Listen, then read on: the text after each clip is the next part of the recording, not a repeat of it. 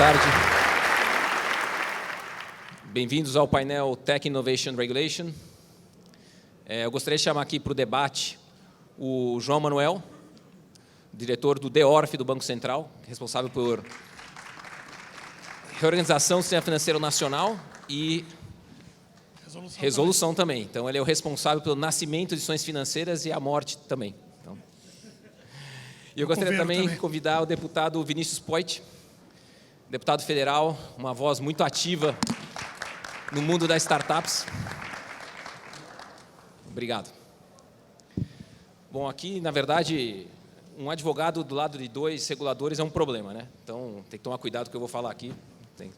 Enfim, acho que a ideia aqui é a gente bater... Eu estou lá para desregular, não é para então, regular, não. Esse aqui está mais no meu time. Então, acho que a ideia aqui é bater um pouco o papo e buscar de vocês um pouquinho as iniciativas que a gente ouve, um pouquinho no Congresso e um pouquinho de Banco Central também. Acho que eu vou começar um pouco com o Vinícius. Obviamente, você é muito conhecido pelo seu marco regulatório das startups, né? Isso foi uma mexida muito importante. Acho que aqui existe uma preocupação muito grande dos investidores no Brasil, que é uma coisa muito brasileira, que é a responsabilidade ilimitada, principalmente na área trabalhista. E isso cria um desincentivo natural para pessoas que investem ou que querem investir numa startup com equity, ter o risco de, eventualmente, ser sugado num processo trabalhista ou acabar pagando pelas dívidas trabalhistas daquele investimento que é de risco, né? Então, eu gostaria de ouvir um pouquinho de você, conta um pouco mais desse programa, quais as preocupações que você andou olhando. Obrigado, Bruno, obrigado a todo o pessoal que fez o convite aqui para estar nesse evento. É um prazer. E encontro alguns amigos que acompanharam essa trajetória, que sempre perguntam, na tua pergunta, sempre fazem, como é que está lá, né, em Brasília? Estou pensando até em escrever um livro agora, que a próxima vez eu falo, cara, compra o livro aqui. E já economizo o papo. Mas eu tenho muito orgulho de falar como é que está lá. Eu estou vivendo dias de realização, de missão cumprida, porque, de fato, dá para fazer uma política sem o toma lá da cá, sem acharcar o governo para ter emenda por cargo, ou seja lá o que for, né? Estando em primeiro lugar no ranking dos políticos de São Paulo, segundo no Brasil, economizando dinheiro, e dá para fazer as coisas. Então, eu fico muito feliz de estar aqui. Obrigado pela oportunidade, cumprimentando o Salute aqui, em nome de todos os presentes. Sobre o marco de startups. Antes do marco de startups, doutor Bruno, ano passado, a gente já teve acho que uma atuação e um protagonismo muito forte na principal reforma, né, do Brasil recente, assim, quanto no site tributário e administrativa, que foi a reforma da Previdência. E a reforma da Previdência, que o novo já chegou, e eu falo, mas Vinícius, como é que foi isso? Eu fiz um vídeo que o Bolsonaro compartilhou, desmistificando as fake news, né, passou assim de perto da gente pegar a relatoria, mas hoje eu vejo que ia ser muito difícil, né, do Rodrigo dar a relatoria para a gente na época, porque a gente sabe como é que funcionam as coisas lá na casa, né? A relatoria, o cara precisa de um protagonismo ali, outro partido, mas a gente foi muito firme por causa do diálogo. Então, eu queria já deixar uma primeira aprendizado aqui, e que é o que eu acho que vai levar o nosso país para frente, é a hora que a gente tiver diálogo, a hora que a gente estiver disposto a construir e falar com a oposição. Porque fácil é a gente vir e falar com quem concorda com a gente, difícil é falar com quem discorda. Agora, para você construir diálogo, construir pontes, você precisa ter certeza quais são os seus princípios e valores que você não abre mão. Se você quiser ganhar tudo, você não vai ganhar nada, principalmente na política. Isso vale para os negócios, para os relacionamentos. Relacionamentos nem se fala, né? Você tem que saber abrir mão, tem que negociar. Às vezes mais difícil que um M&A aqui, né, Salute? Mas, e não tem assessor bom igual tem o BTG Pactual pro deal. Mas, gente, construir pontes, construir diálogo, ministro Guarda, é o essencial para dar certo lá na política. E isso foi essencial para o novo ter o protagonismo que teve na reforma da Previdência e para a gente avançar e ganhar espaço. Porque senão, sabe o que o presidente Rodrigo Maia estava aqui e brinca com a gente? Vocês são o PSOL da direita. Porque, pô, se ficar... Porque o que é o PSOL? E respeito, e tem o diálogo com o Marcelo Freixo, com a Sâmia e com outros. Uma ideologia muito forte, mas e a implementação, e o resultado? O novo não pode ser isso. Então, eu queria deixar essa primeira marca da construção de pontes do diálogo e dizer que a gente está lá para dar resultado. Não estou lá para dar like, ou para ter mais seguidor, ou para sair de lá, puta vida, você viu aquele discurso, aquela porrada que eu dei no cara do PT e tal. Não. Prefiro sair, dar menos porrada e dar mais resultado para o Brasil. E a segunda coisa aqui, que eu acho que vai ser um resultado, um legado importante, pelo menos do meu mandato vai ser minha marca, é a comissão de startups. Quem é investidor aqui, principalmente quem, investidor grande, às vezes tem a questão do FIP, tem a SA, tem outros mecanismos para trazer mais segurança jurídica. Mas o pequenininho, o investidor anjo e quem capta, o empreendedor, está lascado no Brasil, não tem ambiente empreendedor. Por que nasce o Bill Gates, Steve Jobs lá fora? Por que tem o Silicon Valley? Por que tem lá em Israel um polo de inovação e de empreendedorismo e aqui no Brasil não tem? E aí, identificando essas dificuldades, e novamente, gente, isso aqui é uma proposição que vai demorar esse semestre para ser aprovada, toda a contribuição vai ser bem-vinda. A gente colocou um PLP, projeto de lei complementar lá na casa, estamos esperando um projeto do governo chegar junto e a gente fazer o marco legal das startups. Não quero ser mal entendido aqui. Quando a gente fala marco legal, não é para regulamentar o negócio, burocratizar e atrapalhar tudo. Pelo contrário, é para a gente deixar claro algumas coisas para trazer segurança jurídica. E, olha, isso aqui é uma startup, bicho, isso aqui é um negócio de inovação. Essa relação trabalhista aqui tem que ser diferente. E criar condições com mais segurança para o cara empreender mais fácil, sem burocracia, sem complicação. 4 pilares. Número 1, relações trabalhistas numa startup. Vai montar uma fintech igual... Aqui tinha coisa muito grande, mas eu tenho por exemplo, eu tenho uma startup de recrutamento online que fica no Cubo. Pega qualquer 2 moleques lá no Cubo e vai montar uma empresa. Vocês acham que contrata tudo CLT, paga todos os encargos? Óbvio que não. O cara tem que montar todo mundo PJ, aí já nasce uma contingência. O cara da startup, ele normalmente às vezes tem uma expectativa de stock option, como é que faz o contrato nessa empresa pequena. O cara vara à noite, bota colchão lá na empresa. E aí? Como é que fica a relação trabalhista? Se o cara entrar com o processo, quebra o negócio. Então, a gente vai rever a relação trabalhista para negócios que estão iniciando. Acho que é importante isso. Número 2, compras públicas.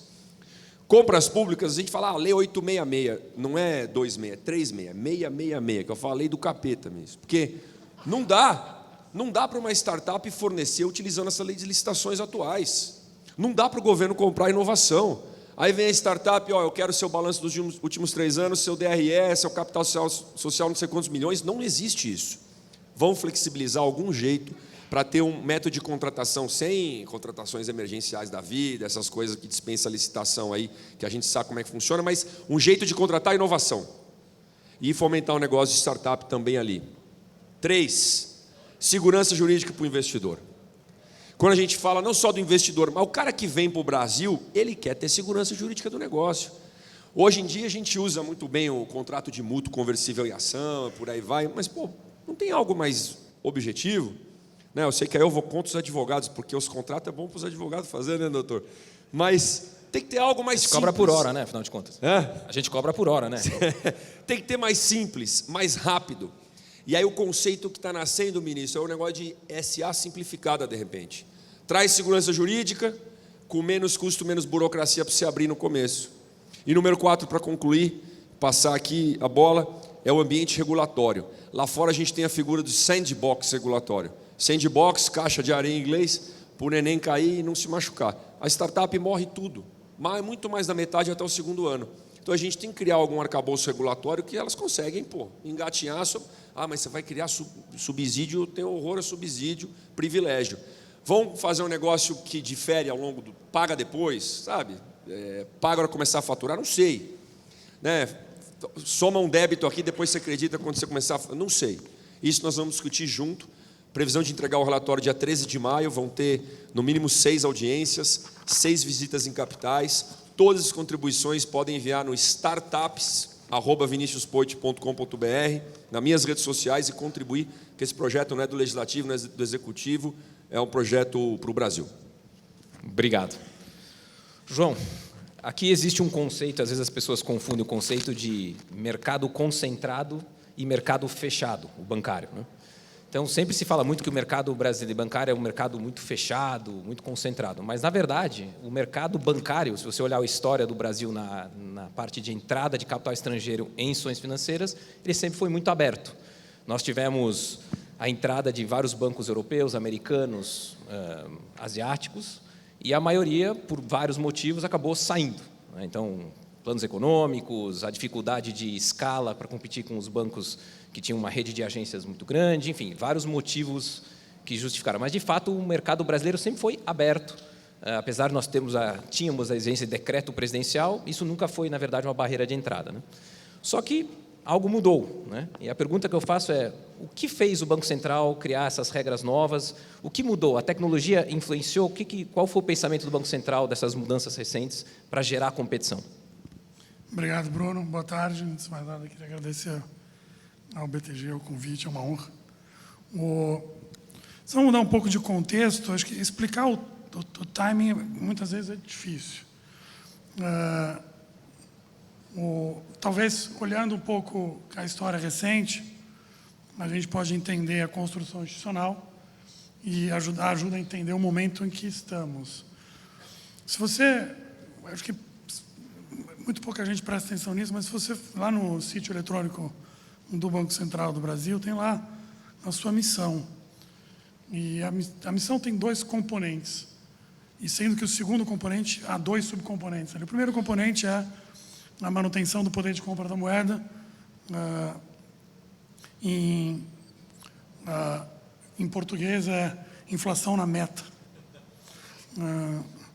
E o segundo componente é a promoção de um sistema financeiro estável e eficiente. Essas palavras têm muito conteúdo, na verdade. Então, se você olhar para a missão e a gente voltar a 30 anos, acho que enquanto sociedade, e eu já tendo participado do governo no extinto Ministério da Fazenda, tive a honra de ter como chefe o ex-ministro Guardia e o ex-ministro Meirelles. Isso aqui é uma maratona muito longa, como se fosse um revezamento de maratona, né? Então, acho que várias gerações entregaram e o primeiro objetivo razoavelmente bem. Claro que tem oscilação para cá e para lá, vai para cima, vai para baixo, mas acho que nós atingimos, enquanto sociedade, o objetivo de manutenção do poder de compra da moeda, ou seja, inflação na meta. Aí, quando nós vamos para o segundo objetivo, acho que o fato, vamos tirar, digamos, os problemas ou desafios que o sistema bancário brasileiro teve na saída da estabilização, uma coisa boa a estabilização, mas ela provocou algumas dificuldades no setor bancário. Depois desse evento,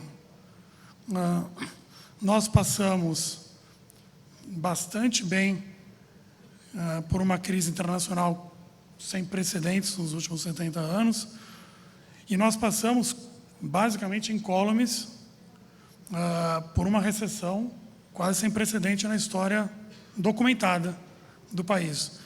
Recessão essa que, assim, pela sua magnitude, eu acho que não tem... O professor Eduardo Lua aqui vai me corrigir, mas eu acho que em nenhum... Se você pegar a história das crises, eu acho que não deve ter nenhuma crise que ou não teve como consequência ou como causa a crise bancária, e foi o caso da nossa recessão aqui. A recessão, digamos, de 14 a 16. Então, isso mostra que, no segundo objetivo, parte do seu componente, que é a estabilidade, eu acho que a sociedade entregou um sistema bancário bastante estável. Mas tem aquela palavra eficiência lá no final, promoção do sistema financeiro estável e eficiente. Acho que essa ordem que eu descrevi, você pode pensar que isso não é explícito, evidentemente, mas com instabilidade macroeconômica e sem segurança, instabilidade financeira, é muito difícil avançar no objetivo de eficiência. Então, acho que é por isso que chegou um momento, a gente está maduro, para empurrar uma agenda de eficiência no sistema financeiro nacional. Então, junto a isso, evidentemente, tecnologia cria algumas realidades, fatos consumados. Diminui tremendamente barreiras à entrada que, eventualmente, existiam e, eventualmente, podem ainda existir. Evidentemente que o regulador acaba tendo um jogo, tenta se antecipar, mas os empreendedores, é plausível que eles sejam mais rápidos. E nós estamos respondendo a isso. O nosso papel, olhando, digamos, essa dimensão, tecnologia, ela comoditiza muita coisa, né? Comoditiza várias coisas que poderiam, e acho que historicamente constituíram alguma barreira à entrada, algum custo de troca entre instituições financeiras. Informação é uma delas. O nosso papel, e esse processo todo tende a ser extremamente pró-competitivo. O nosso papel é fazer com que esses benefícios pró-competitivos aconteçam o mais rapidamente, com segurança. Mais rapidamente do que mais lentamente, sempre não esquecendo o objetivo de estabilidade. De novo, ele está ali, nós temos um sistema sólido, capacidade enorme de monitoramento, temos os instrumentos, mas a gente tende a subestimar a importância de estabilidade quando está tudo bem. Ela aparece quando dá algum problema. E olha que eu estou... Um mandato que, digamos, informal, que se estabelece, que o presidente Roberto Campos... Eu estou do outro lado, de empurrar uma agenda mais pró-competitiva, mas precisa lembrar sempre do benefício social que estabilidade macroeconômica tem, e nesse caso aqui, estabilidade. Isso não quer dizer que haja qualquer conflito ou tensão muito grande entre estabilidade e eficiência, mas sempre lembrar os outros dois objetivos. Acho que isso explica um pouco o sequenciamento e o timing aí, para usar o anglicismo. Obrigado. Vinícius, agora aqui conta um pouco de bastidores para a gente, né? Aqui a pergunta é a seguinte, aqui nessa sala se fala muito, e desde os últimos 5 anos, em user experience, né? Então o usuário que usa, ele tem que ter uma experiência maravilhosa, né? Existe uma preocupação no governo de citizen experience, ou seja, se eu quiser usar, interagir com o governo, eu vou ter uma relação melhor? E até que ponto a tecnologia, o seu trabalho, ele é conhecido dentro do Congresso? O Maia, ele reconhece? Conta um pouco qual é a visão do Congresso, porque, claro, todo mundo presta atenção em você, mas ninguém consegue ler o que está por trás, né? Então, conta um pouquinho a sua experiência. Primeiro, começar por essa visão do Maia, a visão do Congresso. O Rodrigo Maia, o presidente Rodrigo Maia, no próprio discurso dele de posse, né, e aí depois eu encontrei o Nizam, e o Nizam diz que influenciou nisso também, ele fala modernizar, modernizar, modernizar. Então, o presidente Rodrigo Maia tem isso na pauta dele e na agenda dele para tocar tanto a agenda legislativa do Brasil quanto a casa, a Câmara dos Deputados. Aonde que está esse tipo de coisa? A gente fez um primeiro evento, que foi o Modernizar Congresso. Ele organizou um pequeno grupo, participei junto com o Mendoncinha, junto com um outro pessoal lá, para organizar a vinda do Harari. O Harari esteve lá no Congresso e falou um pouco dessa questão. E aí ele já veio com um discurso do último livro dele, das 21 lições do século XXI, que ele fala, do not protect the jobs, protect the people. O que quer dizer isso? Para de ficar protegendo as funções. Exemplo, claro, eu coloquei um projeto de lei para acabar, para revogar a lei que proíbe o autosserviço no Brasil. É proibido. Você vai para os Estados Unidos, vai para qualquer lugar do mundo, enfia lá a tua gasolina no teu carro. Aqui é proibido. Adivinha? Sindicato dos frentistas e tal. Eu vou soltar um vídeo que eu fui entrevistar frentista. A receita de um posto de gasolina, da gasolina mesmo, é isso aqui, ó. O que dá dinheiro é a loja de conveniência, é a troca de óleo. O frentista tem outras funções para fazer, não vai acabar, porque todo mundo, muita gente aqui não vai querer descer do carro. O frentista vai ser um diferencial e vai desenvolver outras funções. E outra, vamos preparar nossa mão de obra para o futuro, não para ficar preso nesse tipo de profissão.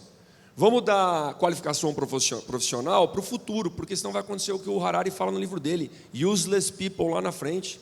Não vai ter trabalho para a turma, porque não tem qualificação profissional. O ensino técnico, que eu gostei muito aqui do finalzinho, aqui, ensino profissionalizante, tem muita empresa que tem cabra que nem fez faculdade, mas o cara já sai pronto para o trabalho, ensino técnico.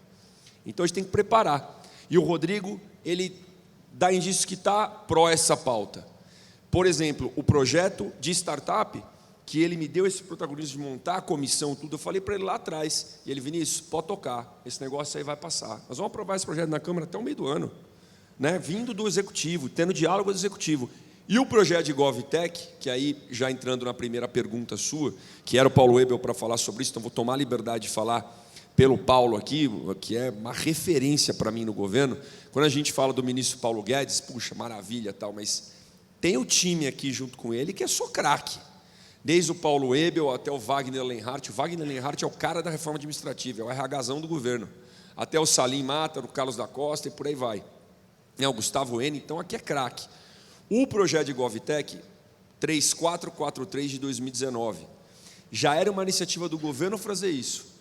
Aí o próprio Rodrigo falou, Vinícius, a gente tem que ir nessa pauta, pegou um grupo de deputados, eu, Thiago Mitrô, Felipe Rigoni, mais alguns, deu uma minuta na nossa mão e falou, vocês desenvolvem esse projeto aqui na casa? A gente desenvolveu, falou com o Paulo Ebel, sabe, para fazer um negócio a 4 mãos e colocou o projeto na casa, financiado pelo presidente Rodrigo Maia. O projeto passou em tramitação de urgência, está para ser votado a qualquer momento, quase já foi aprovado no final do ano, está para ser votado e aprovado agora. Então, o presidente Rodrigo Maia é pró-inovação, é pró-modernizar, é pró-citizenship experience, o client experience do cidadão. Esse projeto de GovTech vai falar de 2 coisas, né, principais. O de startup todo mundo gravou, né? Compras públicas, investidor anjo, relação trabalhista e sandbox. O de GovTech são 2 coisas. Número 1, digitalização de serviços públicos. Quando você entrem lá no gov.br, tem um campo, tipo um campo do Google, e digita lá o que você quer fazer. Renovar minha CNH, tirar o alvará do Caramba 4, tal. Já digitalizaram mais de 500 serviços no ano passado, e isso significou uma economia de 400 milhões de reais para o Brasil. Tem mais de 2.000 serviços para digitalizar. O mundo ideal é você entrar no gov.br, digitar o que você quer e pular na sua frente lá o caminho.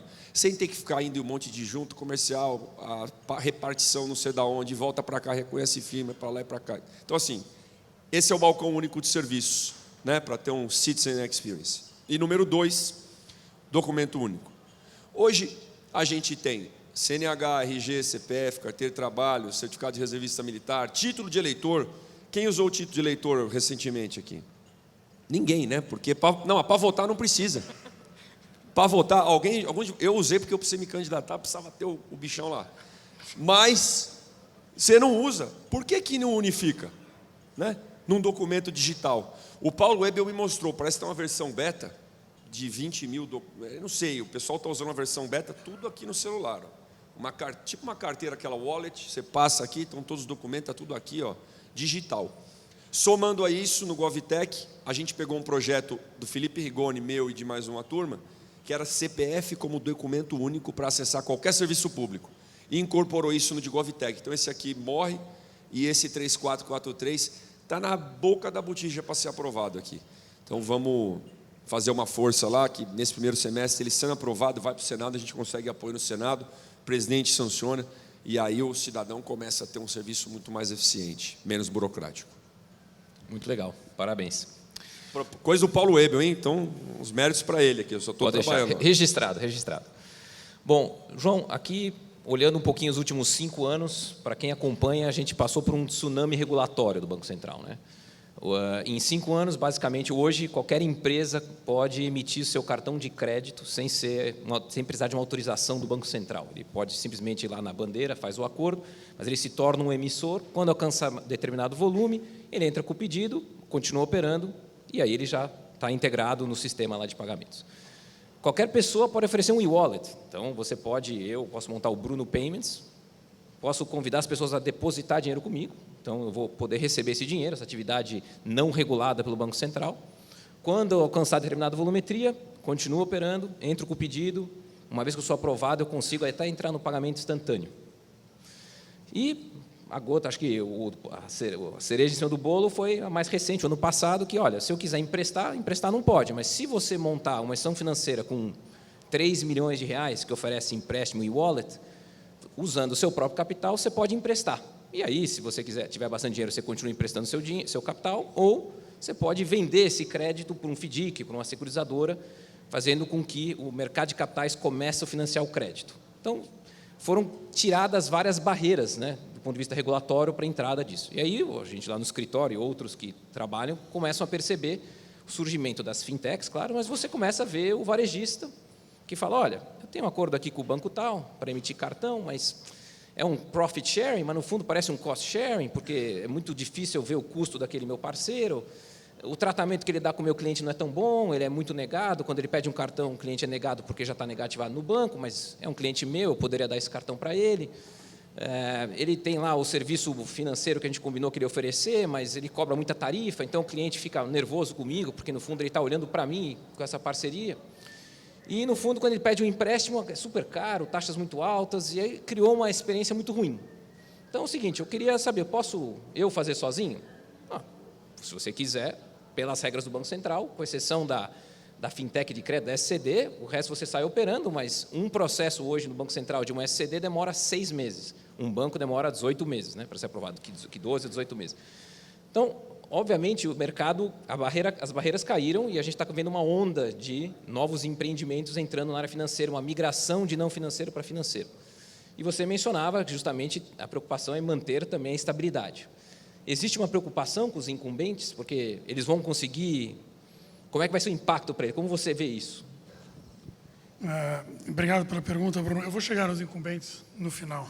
Antes disso, eu quero pegar um gancho como deputado, e com muito do que você descreveu aqui. Acho que a agenda do Banco Central é uma agenda de fomentar fortemente a inovação e a entrada.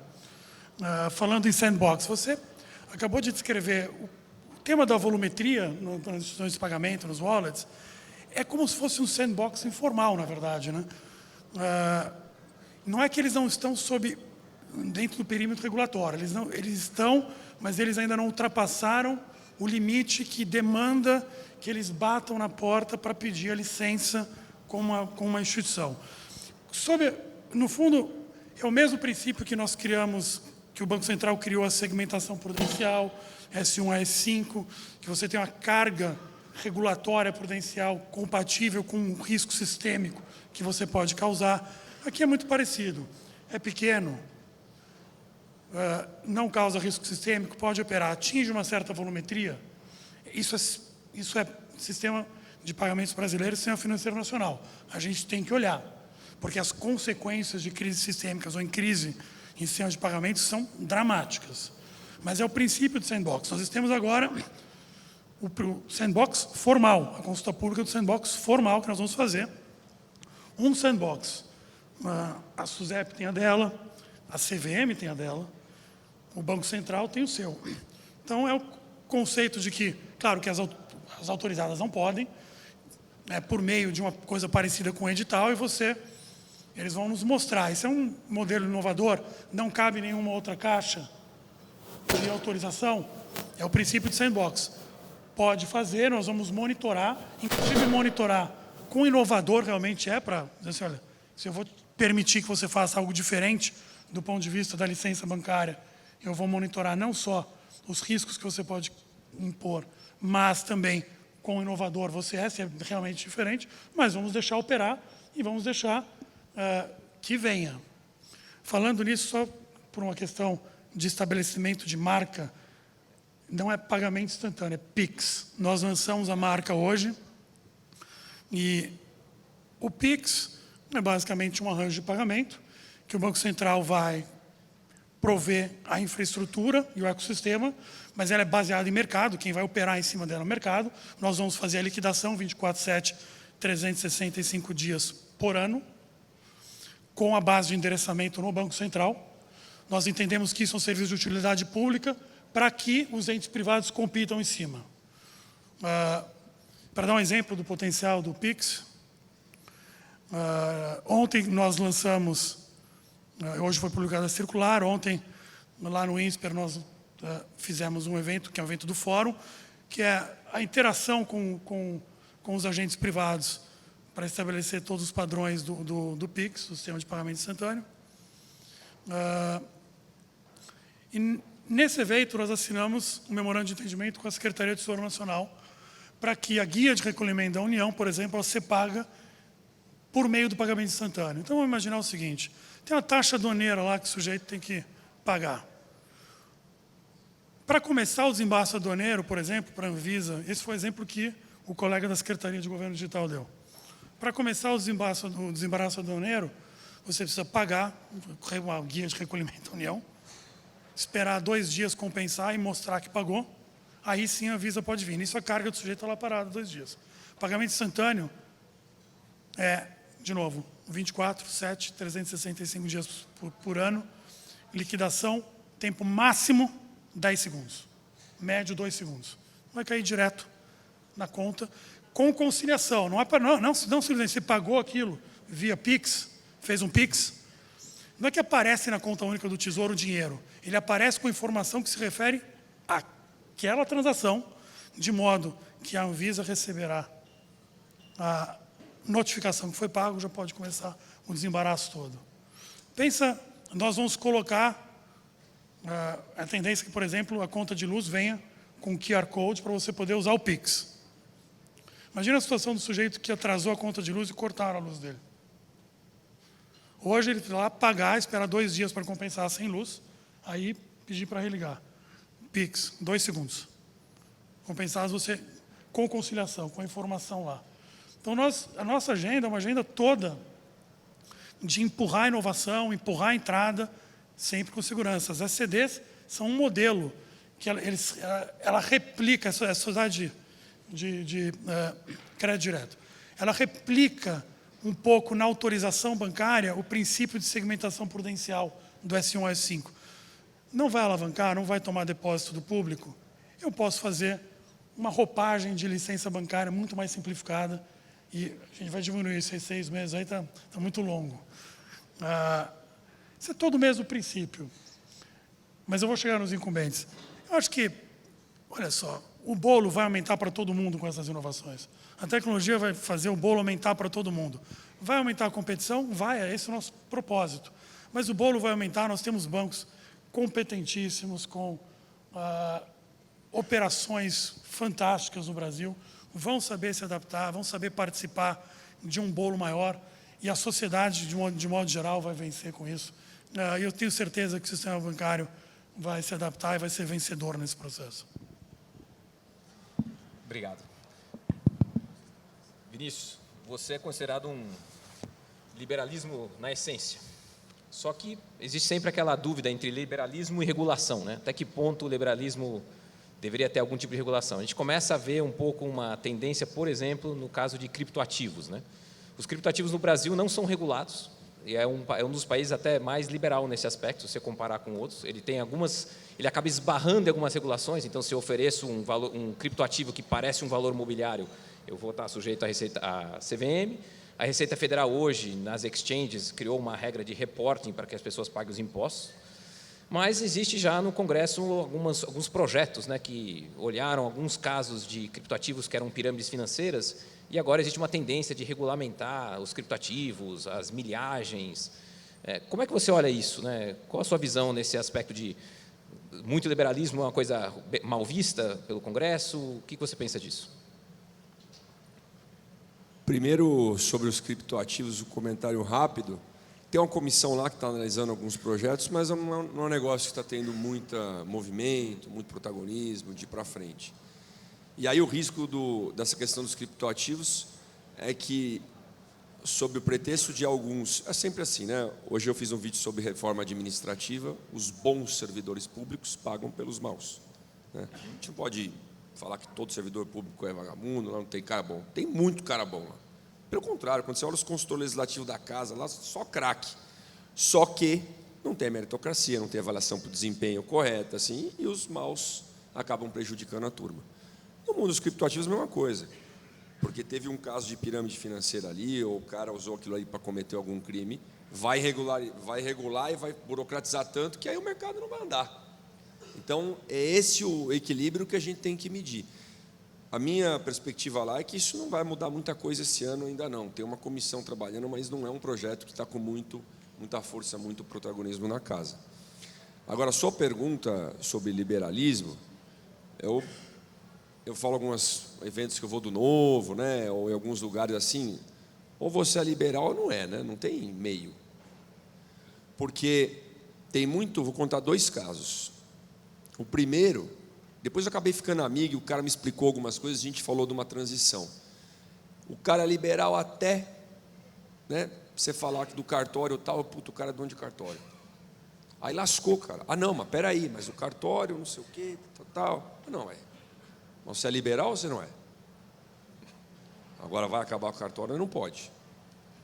Então vamos conversar. Não, mas aí eu estabeleci um embate lá, fiquei amigo do cara e comecei... Não, mas peraí, eu entendi que os registradores de imóveis é um negócio mais diferente e tal, mas e o de notas, e o outro? Vamos ganhando, vamos botar blockchain, vamos colocar outras coisas rastreáveis aí para ganhar eficiência? Opa, vamos, então vamos conversar. Agora, você não pode ser liberal até que mexa no seu bolso. Entendeu? Aí não, eu quero subsídio. Eu estou na comissão, eu represento o Novo no agronegócio. Então imagina o rolo que é isso daí. Ah, não, mas é que tem que fomentar aqui e tal. Eu falo, tá bom, cara, mas, cara, subsídio, eu topo até discutir, porque eu não sou a favor de nada que é extremo. Se tem alguma coisa existente no Brasil, a gente tem que fazer o caminho phase-out desse negócio. Bolsa Família, programa liberal, um negócio bom, mas tem que comemorar quando as pessoas saem dele. Tem que olhar a porta de saída, porque senão fica aquele assistencialismo que o nosso país viveu todos os anos passados.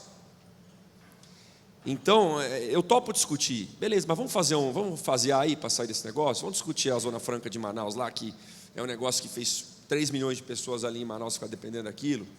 Tem que ter alguma transição. Não pode ficar aquilo ali para sempre. Então, o cartório é o primeiro exemplo. O segundo exemplo é o projeto que eu botei esses dias e que apanhei até dos amigos. Pô, por que você vai entrar nesse assunto? Esse assunto desgasta. Eu falei, alguém tem que entrar. Acabar com a minha entrada no Brasil. Puta que... Mas você quer acabar com a cultura do pobre, do estudante, não sei o quê. Mas, rapaz, aí você começa a fazer conta e aí dá tilt. Fala, cara, mas você acha que você não está pagando? Você acha que... E outra coisa, o cara, principalmente ensino básico, fundamental. Que criança que vai no show do Lollapalooza, ou no Kiss, ou no cinema? Não vai. Então a gente está falando, vai afetar talvez o ensino médio público ali, a gente tem que tentar resolver isso. Mas eu botei o projeto para deixar arder e depois a gente vê o que faz, entendeu? E que é o ensino médio. O ensino superior é tudo privado, gente. O cara que estuda na USP é o mais pobre, ou o cara que fez Anglo Tamandaré, estudou no Bandeirantes, São Luís, sei lá. Pelo amor de Deus. Aí como é que funciona? O rico paga a meia, o pobre paga inteira. O ingresso que custava R$20, o dia que o cara veio com a bela ideia da meia entrada, ele passou a custar 40, e a meia é 20. Aí você começa a explicar. E se acabar, de repente vem para 30. Ah, mas o empresário do Malvadão não vai abaixar o preço. Então a gente não compra dele. E o primeiro que tiver a ideia de abaixar um pouquinho ganha mercado. Essa é a lei do mercado. Agora não. Aí tem os liberal que falam que não, mas isso aí não é legal, vai acabar. Tá bom, então vamos fazer uma transição. A palavra transição, pelo menos é o jeito que eu uso para construir ponte e serve para os assuntos lá. Queria dar esses 2 exemplos e dizer que ou você é ou não é, não dá para ser mais ou menos, né? Bom ponto. Aqui tem uma pergunta do público, e não sei se talvez o João também não seria a melhor pessoa, mas acho que vale pela pergunta, né? Existe aqui, obviamente, o Banco Central fez um trabalho maravilhoso de modernização, de trazer a tecnologia, de criar até desintermediação, dependendo, né? E aqui a pergunta é desregulamentação do setor de seguros e corretagem, né? Aqui a pergunta é: o que vocês pensam disso? Deveria passar a área de seguros, corretagem, resseguradoras, deveria passar também para uma modernização? Qual é a sua visão? Vou passar para o Banco Central aqui. Para mim pode desregular, todo mundo oferecer. Regulador do Sistema Financeiro Nacional, de pagamento brasileiro. O seguro também, né? Regulador do seguros outro. É a Suzana.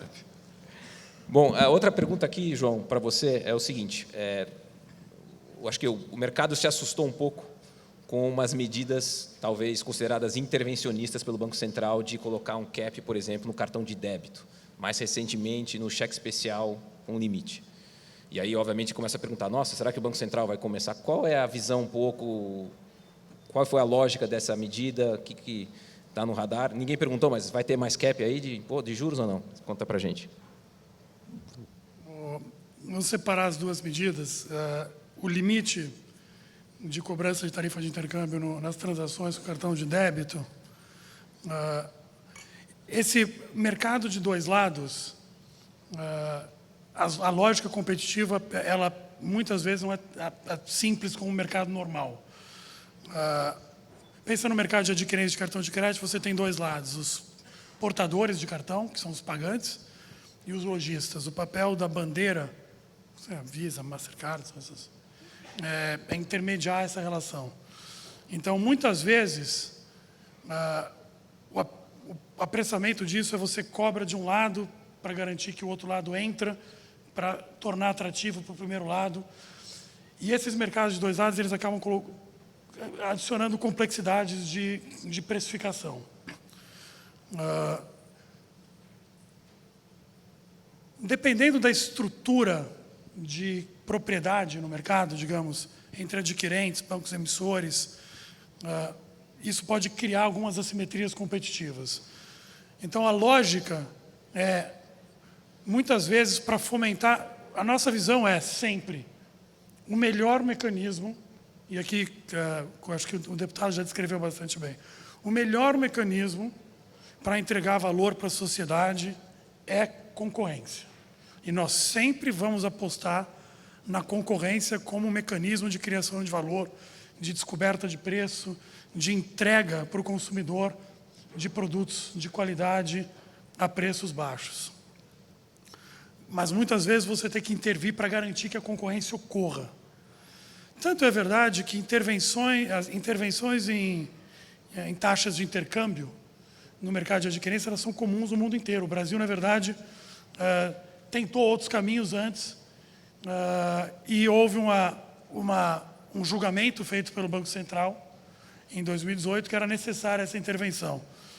Diga-se passagem, essa intervenção é feita na União Europeia, é feita nos Estados Unidos, é feita na Austrália, foi inclusive um caso de sucesso. Quando você faz uma intervenção no mercado dessa forma, é importante, que ela esteja substanciada em evidência. 2, que haja avaliação a posteriori da intervenção. Porque qual é o problema de você colocar um limite? Problema prático, pragmático aqui. É o ofertante retirar o produto. Ele diz assim, por esse preço eu não vou. Então, você precisa ter certeza que o limite não causará racionamento e que ele, de fato, cumprirá o seu objetivo de fomentar a competição e entregar para o consumidor. Então, isso é no que se refere à tarifa de intercâmbio no débito. Ela completou, se eu não me engano, 14 ou 13 meses agora, e esse é o tempo suficiente para nós avaliarmos os efeitos da intervenção no cartão de débito. E sempre com muita calma, com muita cautela, perseverança, olhar primeiro os efeitos dessa intervenção, avaliar. Se nós concluirmos que ela não trouxe benefícios líquidos, ter a humildade de mudar. Se ela trouxe, talvez isso seja informativo a respeito da necessidade ou da desejabilidade de fazer em outros lados. Agora, sobre o cheque especial, eu reforço. Nossa aposta sempre é a primeira aposta que a concorrência vai entregar o seu valor social. Às vezes, isso ocorre em 90% do tempo. Em 10%, a concorrência falha. Tem falha de mercado. E nós temos um diagnóstico sólido, claro, que no caso específico desse produto, o desenho dele não era conducente à concorrência e mais. Ele embutia alguns subsídios cruzados que acabavam carregando na taxa de juros. Então, o que nós fizemos, nós redesenhamos o produto. Só que o redesenho do produto, a gente tem que ter um pouco de segurança que essa economia de custo, o aumento de receita que pode vir, por um lado ali, que foi a permissão de cobrança de tarifa, não é? Vocês podem não cobrar, tanto é que várias instituições financeiras já anunciaram a intenção de não cobrar a tarifa, que esse redesenho fosse transmitido, fosse repassado para o consumidor. Se a gente não tem certeza, naqueles casos que são exceções, que a concorrência falha, por isso racionaliza a imposição de um limite máximo, que, diga-se de passagem, para produtos emergenciais também é comum no mundo todo. Os produtos emergenciais, eles carregam falhas de mercado no mundo todo. É só ver a quantidade de documentação que há na literatura microeconômica e economia bancária a respeito de produto emergencial, tanto no Reino Unido quanto nos Estados Unidos, que são países conhecidos por regulamentação leve. De novo, documentação sólida. No caso do cheque especial, a gente também vai avaliar a posteriori, avaliar os efeitos, qual é o problema, novamente, a imposição de um limite máximo, o ofertante tirar o produto. Por isso tem que ser feito com cautela, com avaliação, com calma e com a base sólida, que foi o que nós fizemos. Obrigado. Pergunta aqui da plateia para os dois. Vinícius, você vê melhora na economia dentro do Congresso? Tem essa visibilidade, ou seja, as reformas, as mudanças, vocês sentem isso no Congresso, que a ação de vocês, essa agenda positiva gera crescimento? Isso é visível dentro do Congresso? É super visível. A gente sente que a reforma da Previdência foi algo que estava ali para destravar. O presidente Rodrigo Maia tinha um compromisso enorme com passar a reforma ano passado. E agora tem um monte de agenda aqui de Estado. Se você sentar com o Salim Mata, ele te dá um cronograma assim, bicho, do que vai privatizar, do que vai fazer concessão. O ministro, que a gente brinca, o ministro Tarcísio deve estar asfaltando alguma estrada nesse momento, vendendo algum aeroporto, concedendo alguma ferrovia. Então, assim, a economia está andando. E a hora que... E aí, aqui tem gente mais qualificada que eu para isso, mas a hora que você vê os índices de desemprego, bolsa, inflação, juros, onde está no Brasil, então a gente sente na pele, vê o pessoal mais animado e tem dado para comprovar isso. E lá dentro o sentimento é esse. Agora, para todos meus amigos do mercado, eu falo, bicho, pode ficar comprado, o Brasil é daqui para cima. Só que tem algo que trava ali, e eu estava conversando um pouco mais ali, e vou poupar as palavras aqui, que é o jogo político ali do jeito tradicional, vamos dizer assim, de fazer, né? Porque senão o Brasil estava mais rápido, as reformas demoram para passar, os vetos do presidente, aí senta lá os líderes tudo para negociar, como é que vai fazer, das emendas, dos cargos. Cara, é assim que funciona lá ainda. Então isso poderia destravar um pouco mais a economia. Já mudou bastante, e o presidente Rodrigo Maia, e aí não é porque eu estou na casa do Congresso, não, que eu estou defendendo o presidente Rodrigo, não, tá? Mas se não é ele ali, nós estamos lascados, sabe? Para fazer as reformas andar, para priorizar as comissões que vão fazer diferença no Brasil. O presidente Rodrigo é o craque, porque ele sabe exatamente, quando eu falo de construção de pontes e diálogo, ele sabe exatamente, bom, essa comissão aqui, pode ficar presidente o cara do PT lá, que não vai dar muito problema, e o cara precisa daquele, sabe, daquele espaço. Ó, o Vinícius, e aí, a gente não é... Pô, o Vinícius, já sei que ele gosta de empreendedorismo e startup, deixa ele tocar que ele vai ficar feliz, vai falar bem de mim nos eventos que ele for, entendeu? Tô brincando aqui, mas é isso, o cara ele sabe fazer. Mas também tá no limite, porque aí o executivo eles não tem que ter um bom diálogo. Hoje, lá no Palácio, falando com o general Augusto Heleno, a gente bateu muito bati em duas coisas com ele. O general, foca no diálogo. O presidente tem que ter um diálogo bom com o Rodrigo Maia, não pode trocar farpa em Twitter, não pode ficar um se batendo com o outro ali. Eles têm problemas maiores, porque os dois estão na mão de uma turma ali que vota, né, mais para o centrão ali, que é difícil. Ali, bicho, sabe, é meio que a mesma coisa ficar refém de uma situação. Então, o Brasil está bom, as perspectivas da economia são boas, mas poderiam estar melhores. E aí é o nosso papel lá enfrentar, é o papel do presidente Bolsonaro enfrentar o Congresso quando precisar. Não, mas se não, Vinícius, se eu vetar o fundo eleitoral, aí, rapaz, é impeachment, é nada. Tem jurídico aqui para defender que é. Não, mas aí vou me desgastar muito, não vou passar as reformas que o Brasil precisa. Então tá bom. Mas veta uma coisinha menor, só para mostrar que vocês estão negociando duro, porque senão o Congresso faz o que quer. E bom diálogo entre as duas casas, né? João, estou sendo ultra transparente aqui, porque não devo nada para ninguém, então vai. Acho que a nossa visão a respeito dessa pergunta está na ata do Copom. Nós vemos a continuidade da recuperação gradual da economia brasileira. Nós enxergamos a política monetária como estimulativa e as condições financeiras como extremamente estimulativas. Há incertezas, e a ata introduziu algumas discussões importantes, eu acho que a respeito de um possível aumento no poder de transmissão da política monetária por meio do canal de crédito, mudanças que houve na intermediação financeira, como a participação dos mercados de capitais e um aumento também na melhoria da intermediação financeira do setor do crédito bancário, além das defasagens, acho que traz algumas incertezas.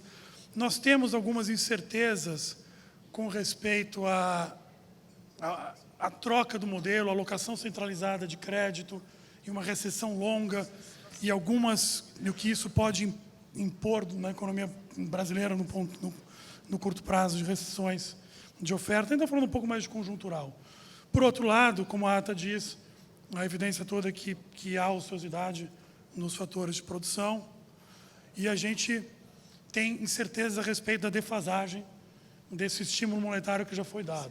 Então, nossa visão é de recuperação gradual. Nós sempre reafirmamos a necessidade da continuidade do processo de reformas da economia brasileira para potencializar o estímulo de curto prazo da política monetária, para garantir que os prêmios de risco fiquem em níveis baixos e a curva longa, como um todo, fique bem comportada. Então, a gente tem uma visão benigna.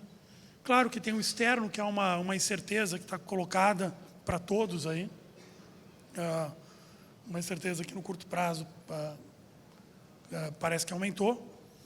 E os dados de atividade são dados de frequência alta. Alguns vêm para um lado, outros vêm para o outro. Isso acho que nada mais do que o jogo, o fato da FIDA como sempre foi. Então, acho que a gente vê a recuperação gradual e as nossas incertezas estão todas explicitadas na ata. Ok. Bom, nosso tempo se encerrou. Queria agradecer muito a presença dos dois, pela dividir um pouquinho, e parabéns aí pelo trabalho de vocês. Muito obrigado a todos.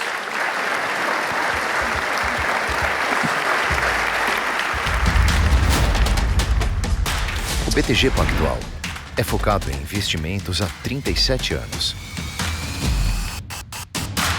Presente nos principais centros financeiros do mundo. E que apresenta resultados consistentes ano após ano. Um banco inovador e com excelência reconhecida. Melhor time de research do Brasil e da América Latina. Melhor banco de investimentos do mundo em países emergentes. Há 2 anos, o melhor gestor especialista do Brasil. Pelo 2º ano consecutivo, o melhor private banking do Brasil. Desde 2018, o melhor banco para se investir na categoria digital. Mas a confiança de clientes e parceiros, esse sim, é o nosso maior prêmio.